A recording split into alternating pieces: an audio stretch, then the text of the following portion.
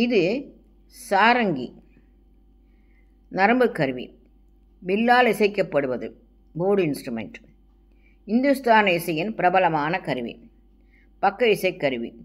நாடோடு இசையிலும் பண்டை காலம் தொட்டு இருந்து வந்திருக்கிறதாம்.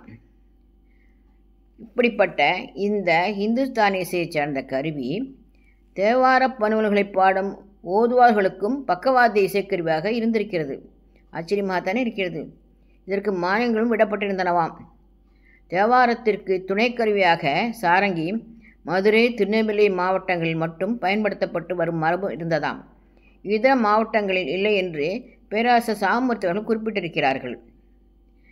இந்த இசைக்கருவி சாரங்கி குடும்பத்தில் ஒன்று. சாரங்கி குடும்பத்தில் பல இசைக்கருவிகள் இருக்கின்றன. கச்சேரிகளில் பக்க இசையாக இசைக்கப்படும் சாரங்கி சுமார் 60 சென்டிமீட்டர் நீளம் கொண்டது. ஒரே மரத்துண்டை குடைந்து செய்யப்பட்டுள்ளது. மிட்டுக்கள் இல்லை.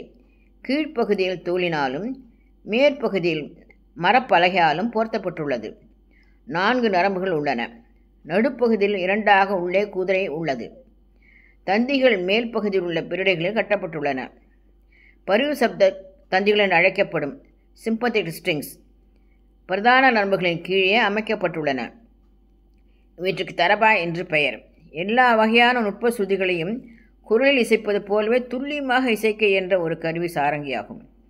பொதுவாக கருவிகளில் விரல் நுனிகளை நரம்புகளின் மீது வைத்து இசைப்பார்கள். ஆனால் சாரங்கியில் இடதுகை நகங்களின் ஓரங்களால் நரம்புகளை தேய்த்து இசை எழுப்புகிறார்கள். அநேகமாக தேக்கு மரத்தில் செய்கிறார்கள்.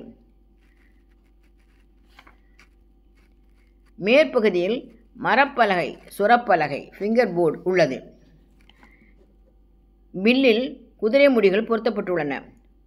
உத்தரப்பிரதேசத்தில் உள்ள பதௌன் என்னும் ஊரில் செய்யப்படுகின்ற சாரங்கியே சிறந்தது என்று திரு எஸ். பண்டோபாத்யாயா அவர்கள் குறிப்பிட்டிருக்கிறார்கள். இந்துஸ்தான் இசைக்கட்சிகளின் முக்கிய பக்க இசை கருவியான இந்த சாரங்கி இங்கு பயன்பாட்டிலிருந்து மறைந்துவிட்டது.